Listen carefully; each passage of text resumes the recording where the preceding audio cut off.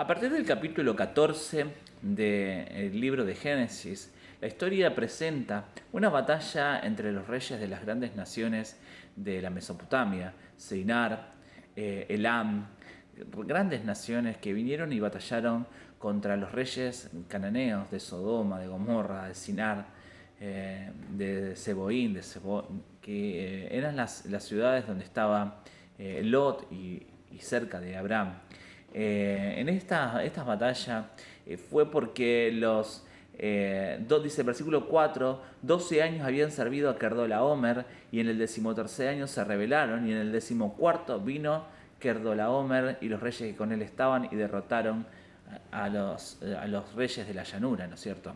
Los reyes cananeos se gobernaban a través de un sistema de ciudades-estados, o sea que cada ciudad era un estado y se gobernaba independientemente, tenía sus reyes. Y entre ellos estaban vinculados por pactos de no agresión y de mutua defensa. Y fue allí que en estas dos confederaciones hubo esta batalla y cuando los reyes de la llanura pierden, vienen y lo buscan a Abraham y le dicen: Lot ha sido secuestrado, ¿no es cierto? Entonces Abraham toma a 318 personas de sus siervos y va y pelea contra los reyes estos de las grandes naciones y los vence. No tenemos a Abraham como un gran guerrero, sin embargo Dios estaba con él y Dios permitió que él ganara a esta batalla quizás en menores condiciones. Él fue junto con Aner y Escol y Mamre, personas que evidentemente eran o dueños de tierra o incluso podían haber sido reyes de ciudades de a su alrededor. De hecho, se da cuenta de que Abraham estaba siempre en el encinar de Mamre. Mamre era una persona, ¿sí? Y allí estaba Abraham con esas personas y logra esta batalla. Y esto es importante no solamente porque Abraham haya rescatado a Lot y demostrara que el hecho de tener las promesas también le implicaba el respaldo de Dios en cuanto a lo militar, y además mostrarles que aquel que tener a Abraham entre ellos era una bendición para ellos, sino porque nos sirve como introducción para lo que va a suceder a partir del versículo 17. Aparece allí que el rey de Sodoma y Melquisedec, rey de Salem, probablemente rey de Jerusalén, una de las ciudades importantes, ciudades-estado importantes de los cananeos, que después iba a ser la ciudad de David, ¿no es cierto? La ciudad tan trascendental en la historia de la humanidad. Pero en este momento era Salem. Salem significa justicia. Evidentemente los reyes que gobernaban Jerusalén o Salem eran reyes justos y por eso su nombre. De hecho, el primer rey que se menciona en la Biblia es este Melquisedec. Melquisedec es rey de justicia. Melech es rey y Salem justicia. Y Sadek es justicia, o sea, es rey de justicia. Interesante que en tiempos de Josué el rey es Adonisec. Adonisec es señor de justicia.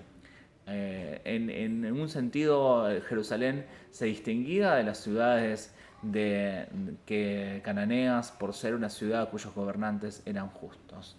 Y interesante notar cómo Abraham tiene una actitud muy diferente con Melquisedec que con Sodoma. Cuando Sodoma, ahí en el versículo 21, le dice: bueno, dame las personas y toma para ti los bienes, a Abraham se le planta y le dice: yo no quiero nada de vos, no quiero ni siquiera un centavo tuyo, porque no quiero que nadie diga que el rey de Sodoma a mí me ha enriquecido. No quiero tener nada que pertenezca a un rey de una ciudad que no está en justicia, una ciudad que se caracteriza por el pecado. Entonces Abraham no toma nada del rey de Sodoma, pero de Melquisedec sí. De Melquisedec viene Melquisedec con pan y vino, evidentemente viene para darle alimentos a los fatigados guerreros y es muy interesante que traiga pan y vino, ¿no es cierto? Pero trae pan y vino y lo bendice. O sea, ejerce una función sacerdotal porque dice: bendito sea Abraham del Dios Altísimo. Interesante porque es el Elión, Dios Altísimo. No presenta como Jehová, el Rey de la promesa, sino el Dios Altísimo, creador de los cielos y la tierra. O sea, está hablando de el único Dios, no está hablando de un Dios menor como los que creían en la antigüedad, dioses del fuego, Dios del cielo. No, este era el Dios creador, el mismo Dios en el que Abraham creía. Entonces, bendito sea el Dios, Abraham del Dios Altísimo, ¿no? Y bendito sea el Dios Altísimo, versículo 20, que entregó tus enemigos en tu mano. Es una frase poética en la cual este sacerdote vino y bendijo a Abraham. Es sacerdote, es rey de Salem, rey de justicia. Y el libro de Hebreos toma a este personaje y dice, es un sacerdote que no tiene genealogía, o sea, no se nos presenta como hijo de, ni nieto de. Ustedes vean que en general los personajes en la Biblia son presentados por sus genealogías. Tal, hijo de tal. Josué, hijo de Nun, por ejemplo. Abraham, hijo de Taré. Acá Melquisedec no es presentado como hijo de nadie porque él no tiene genealogía. Es sacerdote, del Dios Altísimo, del Creador de los cielos y la tierra. Entonces es tan importante dice el libro de Hebreos, que Abraham le entrega los diezmos de todo lo que consigue. Es el típico ofrenda hacia la deidad. En el mundo antiguo las personas acostumbraban a darle el diezmo en ofrenda a la deidad, y Abraham le da el diezmo de ese botín a Melquisedec, le da los diezmos de todo, en un sentido reconociendo su sacerdocio. Y el libro de Hebreos nos dice que, bueno, en Abraham dio también el diezmo Leví, que recibe los diezmos, queriendo figurar de que este sacerdote era más importante que el propio Leví y el sacerdocio levítico, haciendo referencia que Melquisedec es símbolo de Jesucristo mismo, que se encuentra con Abraham y le da la bendición. Entonces Melquisedec es un personaje muy importante. No hay muchas más cosas que se dicen de Melquisedec en la Biblia, pero acá sí. Se hace una mención y aparece. Evidentemente Melquisedec fue un rey. No creemos que Melquisedec pueda ser un patriarca, quizás, pero en realidad lo que se cree, los estudiantes creen, es que fue una persona que existió, que fue el rey de una ciudad que probablemente fue Jerusalén. No fue una aparición celestial. El rey de Jerusalén lo que quería era poder conseguir las personas y los bienes que habían sido rescatadas por Abraham. Y esto es un poco todo el hilo de lo que está ocurriendo aquí. Entonces Abraham recibe la bendición de Melquisedec porque es el que tiene las promesas. Y en el capítulo 15 la bendición comienza a explicitarse más. Y acompáñenme en la lectura, porque dice, capítulo 15, versículo 1, después de estas cosas vino palabra de Jehová a Abraham en visión, diciendo, no temas, Abraham, yo soy tu escudo, y tu galardón será sobremanera grande. Y respondió Abraham, Señor Jehová, ¿qué me darás, siendo así que ando sin hijo? Y el mayordomo de mi casa es ese Damaseno, Eliezer. Claro, Abraham se presenta ante Dios y Dios le dice, yo soy tu escudo, tu galardón será sobremanera grande. Y Abraham le dice, yo ya sé que mi galardón va a ser sobremanera grande, yo no tengo problemas con la fe en la promesa que vos me dijiste. Vos me dijiste que ibas a engrandecer mi nombre, que me ibas a dar una tierra, que yo iba a hacer bendición, bárbaro, todo muy bien. Pero Abraham hasta acá no tiene una referencia de que lo que Dios quiere hacer es darle un hijo. Entonces él ve su casa, ve que Lot se fue, ve que él pensaba que iba a recibir todo lo que él consiguiera en la vida, se había ido y ahora está solo. Y dice, todo lo mío va a llegar a ser de un mayordomo, un esclavo nacido en mi casa. Entonces ese es el momento por el cual Abraham se planta delante de Dios y le dice, hay cosas que no me están cerrando. Entonces Dios le aparece en el versículo 4 y dice, vino a él palabra de Jehová diciendo, no te heredará sino un hijo tuyo será el que te heredará. Fíjense cómo Dios va explicitando la visión, va poniendo cosas más seguras y ahora le dice, va a ser un hijo tuyo. No le dice que va a ser un hijo de Sara, no le dice que va a ser un hijo de su matrimonio, le dice va a ser un hijo tuyo. Hasta ahí el punto en el cual Abraham está recibiendo.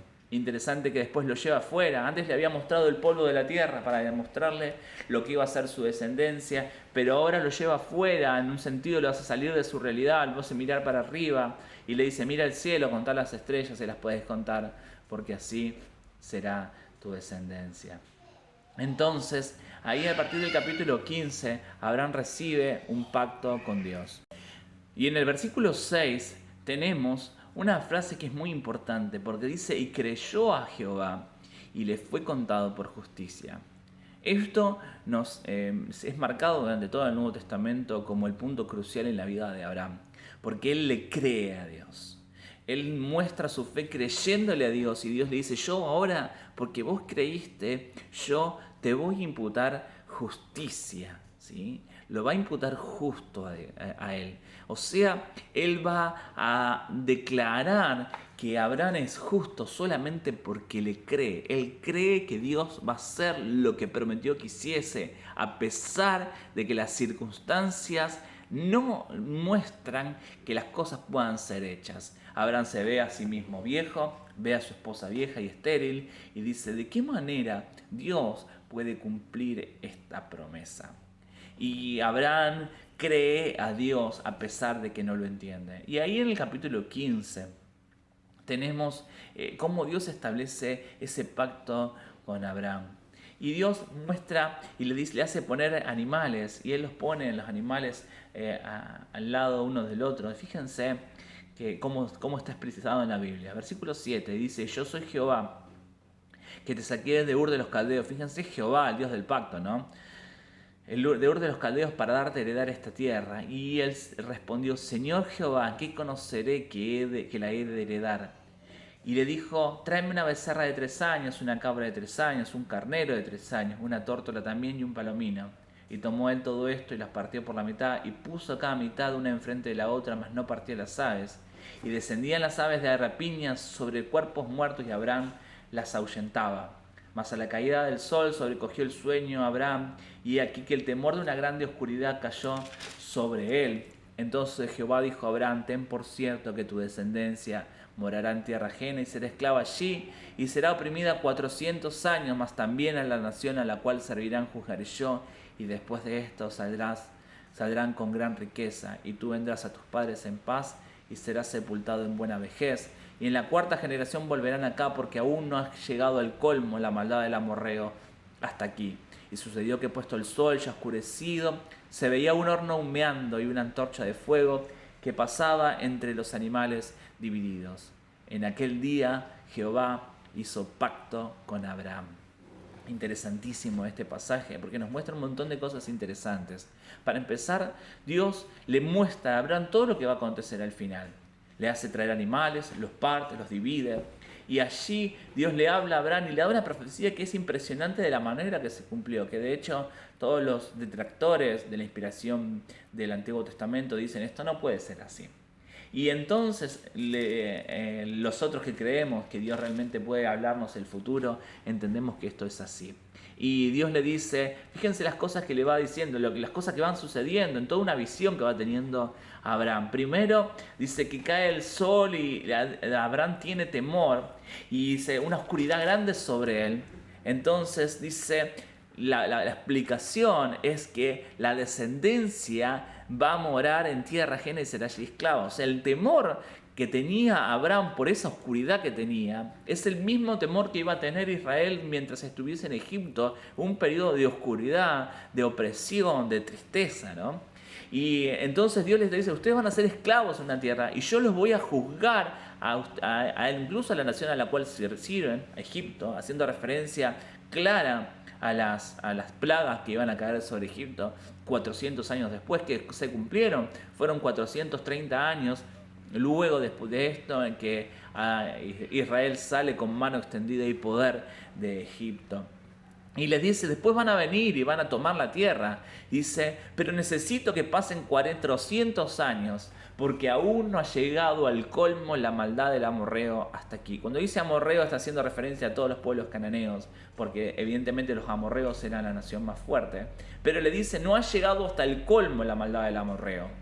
Y esto es interesante, porque cuando nosotros decimos por qué el pueblo de Dios destruye así a las naciones de la tierra y qué justificativo tenía el pueblo de Dios para destruir incluso a las mujeres y a los niños, y la respuesta la tenemos en este versículo. Aún no había llegado al colmo. Dios le dio 400 años de misericordia a los amorreos para que su maldad siguiese aumentando y aumentando y aumentando con el correr de los años. Y cuando Dios manda al pueblo de Dios a destruir a los cananeos, era porque su maldad ya había llegado al colmo. Fíjense, a diferencia de la idea que se tiene en general de un Dios malo, vengador, destructor, lo que tenemos es un Dios que durante 400 años prolongó su misericordia sobre un pueblo que ya estaba sumido en la depravación moral.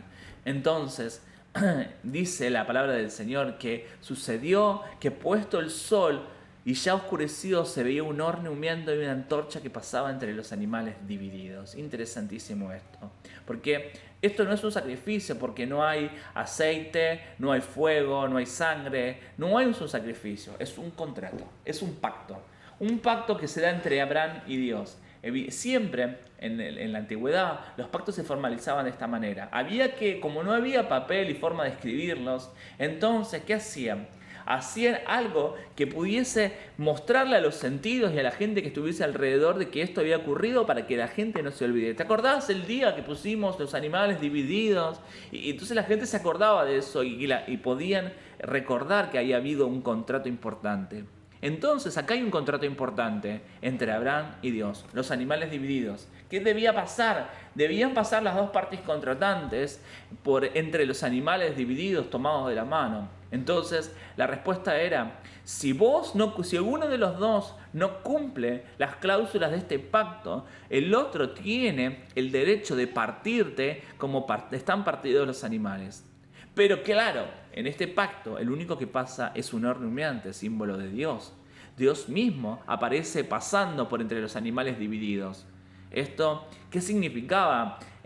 Significaba que Dios era el único que asumía responsabilidades en este pacto. Yo te voy a bendecir, yo voy a engrandecer tu nombre, yo te voy a dar una descendencia, vas a ser un pueblo grande, vas a ser mediador de una bendición. Era Dios el único que asumía responsabilidades en este pacto. Por lo tanto, solo Dios pasó entre los animales. Fíjense qué interesante este Jehová, Dios del pacto. Que Dios se pone a nuestro nivel y dice, vos tenés la capacidad, el derecho de partirme como están partidos estos animales si yo no cumplo con mi pacto. De la misma manera, en el Nuevo Testamento nos dice que Jesús es el fiador de un mejor pacto. Él es la garantía, acá la garantía era Dios mismo, pasando entre los animales divididos. De esta manera se sella ese pacto. Capítulo 16 nos cuenta una historia en la cual Abraham y Sara se encuentran con edad de 85 años, hacía 10 años que estaban en la tierra prometida, y dice, bueno, ¿cómo será que Dios va a hacer esto? Entonces Sara le ofrece a Abraham entregarle a su sirvienta para que Abraham tenga un hijo, porque claro, la promesa era un hijo tuyo. Entonces, bueno, Abraham, tiene que ser un hijo tuyo, tenés que hacer que la promesa se cumpla. Entonces, tené un hijo con mi sirvienta, y ese hijo llegó a ser Ismael. Típico ejemplo de cuando nosotros queremos ayudar a Dios y solucionar las cosas de Dios a nuestra manera. Pero Dios era muy poderoso, es poderoso como para hacer las cosas mucho más allá de lo que pedimos o entendemos. Si Dios dijo que iba a ser un hijo tuyo, no necesitamos hacer las cosas de una manera extraña.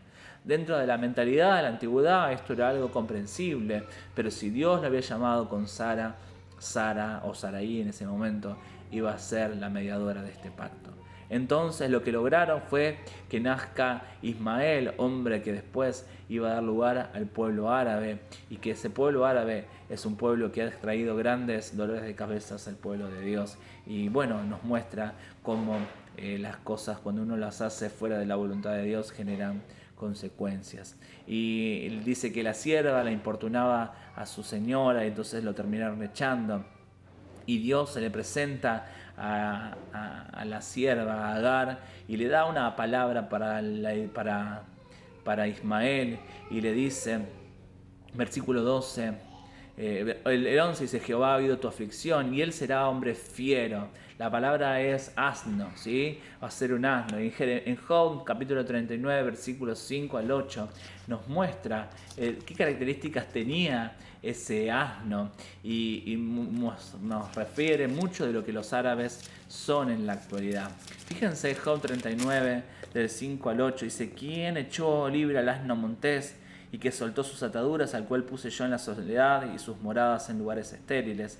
Se burla de la multitud de la ciudad, no oye las voces del arriero, lo oculto de los montes es su pasto y anda en busca de toda cosa verde. Esto es típico de los árabes, que se burlan de la ciudad, se burlan de la multitud de la ciudad, andan sin importarles nada en medio del desierto, y esto muestra, y peleándose con todo el mundo como los árabes siempre hicieron. Y de hecho los árabes lograron las conquistas que lograron en el momento en el cual ellos se unieron y pudieron vencer esto circunstancialmente.